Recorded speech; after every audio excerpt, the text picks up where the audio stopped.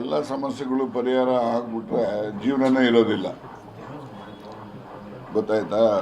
ಸಮಸ್ಯೆಗಳು ಉದ್ಭವ ಆಗ್ತವೆ, ಆ ಪರಿಹಾರ ಕಂಡ್ಕೋಬೇಕು. ಆನಂತರ ಇನ್ನು ಹೊಸ ಸಮಸ್ಯೆಗಳು ಉದ್ಭವ ಆಗ್ತವೆ, ಅದಕ್ಕೊಂದು ಪರಿಹಾರ ಕಂಡ್ಕೋಬೇಕು. ಇದು ನಿರಂತರವಾಗಿ ನಡೆಯುವಂಥವು. ಸಮಸ್ಯೆ ಉದ್ಭವ, ಸಮಸ್ಯೆ ಪರಿಹಾರ.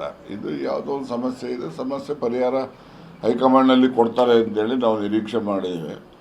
ಬಟ್ ನನ್ನ ಅಸೆಸ್ಮೆಂಟು ಇವತ್ತು ರಾಜ್ಯಸಭಾ ಮತ್ತು ವಿಧಾನ ಪರಿಷತ್ತು ಸ್ಥಾನಗಳ ಬಗ್ಗೆ ಒಂದು ಪೂರ್ವಭಾವಿ ಚರ್ಚೆ ಮುಖ್ಯಮಂತ್ರಿಗಳ ಜೊತೆ ನಡೆಯುತ್ತೆ ಅಂತಕ್ಕಂಥದ್ದು. ಮತ್ತು ನನ್ನ ಒಂದು ನಿರೀಕ್ಷೆ ಏನಂದರೆ ಮುಖ್ಯಮಂತ್ರಿಗಳು ನಮ್ಮ ಕಾಂಗ್ರೆಸ್ ಪಕ್ಷದ ಹೈಕಮಾಂಡ್ ನಾಯಕರನ್ನು ಕೇಳ್ತಾರೆ ರೀಶಫಲ್ ಪರ್ಮಿಷನ್ ಕೊಡಿ ಅಂತ. ಆಗ ಯಾವುದೆಲ್ಲ ಚರ್ಚೆಗಳಾಗ್ತವೆ, KPCC ಅಧ್ಯಕ್ಷರ ಬದಲಾವಣೆ ಮತ್ತು ರೀಶಫಲ್ಲು, ಪೋರ್ಟ್ಫೋಲಿಯೋಸ್ ಚೇಂಜ್ ಮಾಡುವಂಥದ್ದು ಮಂತ್ರಿಗಳಿಗೆ. ಭಾಳಷ್ಟು ಜನ ಮಂತ್ರಿಗಳು ನಾವೆಲ್ಲ ಪಕ್ಷದ ಕೆಲಸ ಮಾಡ್ತೀವಿ ಅಂತ ಹೇಳಿ ಅವ್ರುಗಳನ್ನೇ ಕೂಡ ವಾಲಂಟ್ರಿಯಾಗಿ ಮುಖ್ಯಮಂತ್ರಿಗಳ ಹತ್ರ ಹೇಳ್ಕೊಂಡಿದ್ದಾರೆ. ಸೊ ಹೀಗಾಗಿ ಹೆಚ್ಚಿನ ರಾಜಕೀಯ ಚರ್ಚೆ ನಡೆಯುತ್ತೆ ಅಂತಕ್ಕಂಥದ್ದು ನಿಸ್ಸಂದೇಶ. ಅದು ಎಲ್ಲ ಮಂತ್ರಿ ಸ್ಥಾನಕ್ಕೆಲ್ಲ ಡೆಲ್ಲಿಗೆ ಹೋಗಿ ಲಾಬಿ ಮಾಡ್ತಾ ಇದ್ದಾರೆ ಸರ್, ನೀವು ಯಾಕೆ ಹೋಗಲಿಲ್ಲ? ನಾವೇನು ಮಂತ್ರಿ ಆಗಬೇಕಂತ ನನಗೇನಿದ್ದಿಲ್ಲಲ್ಲ. ಆಗಿದ್ದು ಆಯಿತು, ಬಿಟ್ಟಿದ್ದು ಆಯ್ತಲ್ಲ, ಇನ್ನು ತಿರ್ಗಿ ಏನಿದೆ. ಅದರಿಂದ ಮಂತ್ರಿ ಕೆಲಸ ನೋಡ್ರಿ, ಕೆಲಸ ಮಾಡೋರಿಗೆ ಮಂತ್ರಿ ಕೆಲಸನೇ ಇರಬೇಕು ಅಂತ ಏನಿಲ್ಲ. ನಾವು ಜನಪರವಾಗಿ ಬಡವ್ರ ಪರವಾಗಿ ಏನೆಲ್ಲ ಮಾಡಬಹುದಾಗಿದೆ ಅದನ್ನು ನಾನು ಪ್ರಾಮಾಣಿಕವಾಗಿ ಮೊದಲಿಂದನೂ ಮಾಡ್ತಾ ಬಂದಿದ್ದೀನಿ, ಇವತ್ತು ಮಾಡ್ತೀನಿ, ಮುಂದೆನೂ ಮಾಡ್ತೀನಿ. ಅದಕ್ಕೋಸ್ಕರ ಏನು ಮಂತ್ರಿ ಆಗಬೇಕು, MLA ಆಗಬೇಕು ಅಂತಕ್ಕಂಥದ್ದೇನಿಲ್ಲ. ನನಗೆ ಕೋಆಪ್ರೇಟಿವ್ ಮೂವ್ಮೆಂಟ್ ಇದೆ. ಮೂವ್ಮೆಂಟಲ್ಲಿ ಸಹಾಯ ಮಾಡಲಿಕ್ಕೆ, ಕೆಲಸ ಮಾಡಲಿಕ್ಕೆ ಬಹಳಷ್ಟು ಅವಕಾಶಗಳಿದ್ದಾವೆ. ಹೆಚ್ಚು ಆ ಕಡೆ ಕಾನ್ಸಂಟ್ರೇಟ್ ಮಾಡ್ತೀನಿ. ದೆಹಲಿಗೆ ನಾನು ಹೋಗಲ್ಲ, ನಾನು ಅಮೆರಿಕ ಹೋಗ್ತಾ ಇದ್ದೀನಿ. ಇವತ್ತು ರಾತ್ರಿ ಹೋಗಿ 1ನೇ ತಾರೀಕು ಬರ್ತೀನಿ. ಯಾವುದು ಆಗ್ಬೇಕು ನಾನು ಪದೇ ಪದೇ ನಿಮ್ಮ ಮೂಲಕನೂ ಹೇಳಿದ್ದೀನಿ, ಪತ್ರದ ಮೂಲಕನೂ ಹೇಳಿದ್ದೀನಿ. ಈ ಗೊಂದಲ ನಿವಾರಣೆ ಆಗಬೇಕು. ಈ ಗೊಂದಲ ನಿವಾರಣೆ ಆಗದಿದ್ದರೆ ಪಕ್ಷಕ್ಕೂ ಕೂಡ ಡ್ಯಾಮೇಜ್ ಆಗ್ತದೆ, ಆಡಳಿತಕ್ಕೂ ಕೂಡ ತೊಂದರೆ, ಅದು ಕೂಡ ಡ್ಯಾಮೇಜ್ ಆಗ್ತದೆ, ಎಫೆಕ್ಟಿವ್ನೆಸ್ ಹೋಗ್ತದೆ. ಈಗ ಅಧಿಕಾರಿಗಳು ನೋಡಂತಾಳಪ್ಪ ಇದೇನೋ ಇದಂತೆ ಅದಂತೆ, ಮಂತ್ರಿ ಬದಲಾಗ್ತಾರಂತೆ, ಮುಖ್ಯಮಂತ್ರಿ ಬದಲಾಗ್ತಾರಂತೆ ಅಂತಕ್ಕಂಥದ್ದು ಎಲ್ಲೋ ಒಂದು ಸಂಶಯ ಅವ್ರ ತಲೆನಲ್ಲೂ ಇರ್ತದೆ. ಅದರಿಂದ ಮಂತ್ರಿ ಬದಲಾಗ್ತಾರೆ, ಹೊಸ ಮಂತ್ರಿ ಬರ್ತಾರೆ, ಏನು ಹೇಳ್ತಾರೆ ನೋಡಂತಾಳು ಅನ್ನೋರು ಒಂದಷ್ಟು ಜನ ಇರ್ತಾರೆ. ಇನ್ನೊಂದಷ್ಟು ಜನ ಮುಖ್ಯಮಂತ್ರಿನೇ ಬದಲಾಗ್ತಾರೆ, ಏನಾಗ್ತದೆ ನೋಡೋಣ ಇರುವನೋರು ಇರ್ತಾರೆ. ಈ ಬ್ಯೂರೋಕ್ರಾಟ್ಸ್ ಇರ್ತಾರಲ್ಲ, ಅವರು ಯಾವ ಪಾರ್ಟಿ ಬರಲಿ, ಯಾರು ಅಧಿಕಾರಕ್ಕೆ ಬರಲಿ, ಅವರಂತೂ ಪರ್ಮನೆಂಟ್ ಗಿರಾಕಿಗಳು ಅವರು. ಅದರಿಂದ ಅವ್ರ ಥಿಂಕಿಂಗೇ ಬೇರೆ ಇರ್ತವೆ. ಹಾಗಾಗಿ ಕೆಲಸ ಕಾರ್ಯಗಳು ನಡಿಬೇಕಲ್ಲ, ನಡೀತಕ್ಕಂಥದ್ದಕ್ಕೆ ಅದು ಒಂದು ವೇಗ ಕಡಿಮೆ ಆಗ್ತದೆ ಅಂತಕ್ಕಂಥದ್ದು. ಅದಕ್ಕೋಸ್ಕರ ಈ ಗೊಂದಲ ನಿವಾರಣೆ ಮಾಡಬೇಕು. ಮುಖ್ಯಮಂತ್ರಿಗಳನ್ನು ಮುಂದುವರಿಸೋದು, ಅವರಿಗೆ ರೀಶಫಲ್ಗೆ ಅವಕಾಶ ಕೊಡೋದು ಅಥವಾ ಬದಲಾವಣೆ ಏನು ಹೈಕಮಾಂಡ್ ತಲೆಯಲ್ಲಿ ಏನಿದೆಯೋ ಅದನ್ನು ಅವರು ಜಾಗ್ರತೆ ತೀರ್ಮಾನ ಮಾಡಬೇಕು, ವಿಳಂಬ ಮಾಡಬಾರ್ದು ಅಂತಕ್ಕಂಥದ್ದು ನನ್ನ ಒಂದು ಬೇಡಿಕೆ. ಸರ್, ನೀವು ಕೂಡ ಸಾಕಷ್ಟು ಹಿರಿಯರಿದ್ದೀರಿ, ಡೆಲ್ಲಿ ಮಟ್ಟದಲ್ಲಿ ಸಾಕಷ್ಟು ಕಾಂಟ್ಯಾಕ್ಟ್ ಇರುವಂಥದ್ದು. ಮುಖ್ಯಮಂತ್ರಿ ಬದಲಾವಣೆ ಆ ಥರದ್ದು ಏನಾದ್ರು ಇದೆಯಾ ಸರ್? ಎಲ್ಲಿ ಮುಖ್ಯಮಂತ್ರಿ ಬದಲಾವಣೆ ಚರ್ಚೆ ಆ ಥರದ್ದು ಏನಾದ್ರು ಇದೆಯಾ? ನೋಡಪ್ಪ, ಅವ್ರ ತಲೆಯಲ್ಲಿ ಏನಿದೆ ಅಂತೇಳಿ ನಾವು ಊಹೆ ಮಾಡಲಿಕ್ಕೆ ಆಗೋದಿಲ್ಲ. ಇದ್ರೂ ಇರ್ಬೋದು, ಇಲ್ಲದೇ ಇದ್ರೂ ಇರ್ಬೋದು. ಹಾಗಾಗಿ ಏನಿದೆ ನೋಡೋಣ. ಈಗ ನಮಗೇನೋ ಇದಾಗಿತ್ತು, 30 ತಿಂಗಳು ಅಂತ ಹೇಳ್ತಾ ಇದ್ದಿದ್ದನ್ನು ಕೇಳಿದ್ದೀನಿ ನಾನು.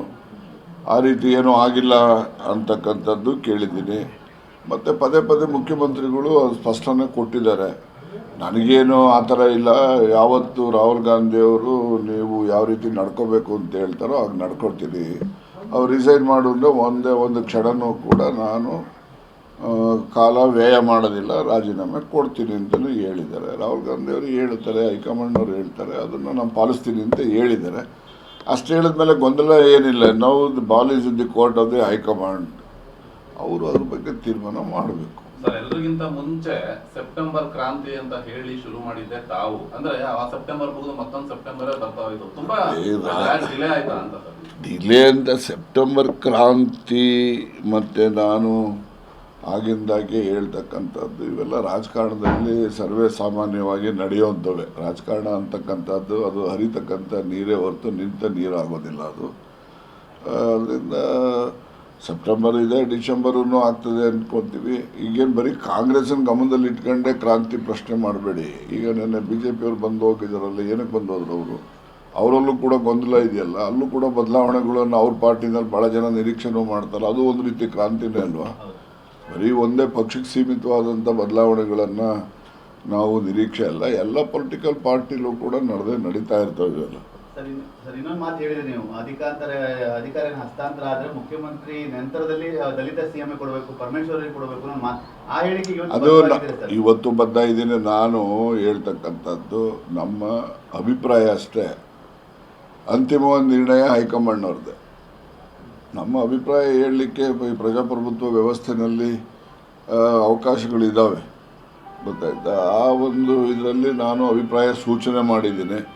ಅಂತಿಮವಾಗಿ ಹೈಕಮಾಂಡ್ನಲ್ಲಿ ಏನು ನಿರ್ಣಯ ಆಗ್ತದೆ, ನಿರ್ಣಯಕ್ಕೆ ನಾವೆಲ್ಲ ಬದ್ಧತೆಯನ್ನು ಕೂಡ ತೋರಿಸ್ತೇವೆ. CM ಜೊತೆ ಕೆಲವು ಸೀನಿಯರ್ಸ್ ಮಿನಿಸ್ಟ್ರು, ಕೆಲವು ಬೇರೆ ಬೇರೆ ಮಿನಿಸ್ಟ್ರುಗಳೆಲ್ಲ ಹೋಗಿದ್ದಾರೆ. ಈ ಮಂತ್ರಿ ಸ್ಥಾನ ಕಳ್ಕೊಳ್ಳೋ ಭೀತಿಲಿ ಹೋಗಿದಾರ ಅಥವಾ ಉಳಿಸ್ಕೊಳ್ಳೋ ಭೀತಿಲಿ? ಇಲ್ಲ, ಅವನ್ನೆಲ್ಲ ಕನ್ಸಲ್ಟ್ ಮಾಡ್ತಾರೆ. AICCನಲ್ಲಿ ಮಂತ್ರಿ ಭಾಳಷ್ಟು ಜನ ಮಂತ್ರಿಗಳು, ಸೀನಿಯರ್ ಮಂತ್ರಿಗಳ ಪಕ್ಷದ ಕೆಲಸಕ್ಕೆ ನಮ್ಮನ್ನು ನಿಯೋಜನೆ ಮಾಡಿ ಅಂತಕ್ಕಂಥ ಬೇಡಿಕೆನೂ ಕೂಡ ಈಗಾಗಲೇ ಮುಖ್ಯಮಂತ್ರಿಗಳಲ್ಲಿ ಇಟ್ಟಿದ್ದಾರೆ. ಅದರಿಂದ ಮುಖ್ಯಮಂತ್ರಿಗಳು ಹೋಗುವಂಥ ಕಾಲದಲ್ಲಿ ಎಲ್ಲರೂ ಹೋಗಿದ್ದಾರೆ. ಅವರು ಸ್ವಇಚ್ಛೆಯಿಂದ, ಯಾರು ಏನು ಬಂಧನ ಮಾಡಿ ಕರ್ಕೊಂಡು ಹೋಗೋದು, ದೂಡೋದು ಏನಿಲ್ಲ, ಸ್ವಇಚ್ಛೆಯಿಂದ ಹೋಗಿದ್ದಾರೆ. ಈಗ ನಮ್ಮದು ರೀಜನಲ್ ಪಾರ್ಟಿ ಅಲ್ಲ, ನಮ್ಮದು ನ್ಯಾಷನಲ್ ಪಾರ್ಟಿ. ನ್ಯಾಷನಲ್ ಪಾರ್ಟಿನಲ್ಲಿ ಲೀಡರ್ಸ್ಗಳನ್ನು ಭೇಟಿ ಮಾಡ್ತಕ್ಕಂಥದ್ದಕ್ಕೆ ಎಲ್ಲ ಮುಖಂಡರುಗಳು, ರಾಜ್ಯದ ಮುಖಂಡರುಗಳಿಗೆ ಅವಕಾಶ ಇದೆ, ಮತ್ತು ಅದು ಅಗತ್ಯನೂ ಕೂಡ. ಇಲ್ಲೇನಿದೆ, ಏನು ನಡೀತಾ ಇದೆ ಅಂತಕ್ಕಂಥದ್ದನ್ನು ಅವರಿಗೆ, ಹೈಕಮಾಂಡ್ನವರಿಗೆ ಸತ್ಯಾಂಶವನ್ನು ಮನವರಿಕೆ ಮಾಡಿಕೊಡ್ಬೇಕಲ್ಲ, ಅದನ್ನು ಮಾಡಲಿಕ್ಕೆ ಹೋಗಿದ್ದಾರೆ. ಅದರಲ್ಲಿ ಏನು ತಪ್ಪೇನಿಲ್ಲ. ಓಕೆ, ಜಾರಕಿಹೊಳಿ ಅವರು KPCC ಇದಕ್ಕೆ ಡಿಮ್ಯಾಂಡ್ ಇಟ್ಟಿದ್ದಾರೆ ಸರ್. ನೋಡಿ, ಅದೇನು ಹೊಸದೇನಲ್ವಲ್ರಿ, ಮೊದಲಿಂದನೂ ಕೂಡ ಜಾರಕಿಹೊಳಿ ಅವ್ರದ್ದು ನಮ್ಮ ಇವ್ರದ್ದು ಈಶ್ವರ್ ಖಂಡ್ರವ್ರು 2 ಹೆಸರು ಕೂಡ ಇತ್ತು. ಅದರಲ್ಲಿ ಇಬ್ಬರಲ್ಲಿ ಯಾರಿಗಾನ ಒಬ್ರು ಮಾಡ್ತಾರೋ ಅಥವಾ ಇನ್ಯಾರೋ ಹೊಸಬ್ರೇ ಬರ್ತಾರೋ, ನಮ್ಮಲ್ಲಿ ಹೇಳಲಿಕ್ಕೆ ಆಗೋದಿಲ್ಲ. ಅವೆಲ್ಲ ಎಲ್ಲ ಗೊಂದಲಕ್ಕೂ ಇತ್ಯರ್ಥ ಆಗುತ್ತೆ ಸರ್ ಇವತ್ತು. ಆಗಬೇಕು ಅಂತೇಳಿ ಬೈಕೆ ನಮ್ಮದು. Thank you. Thank you.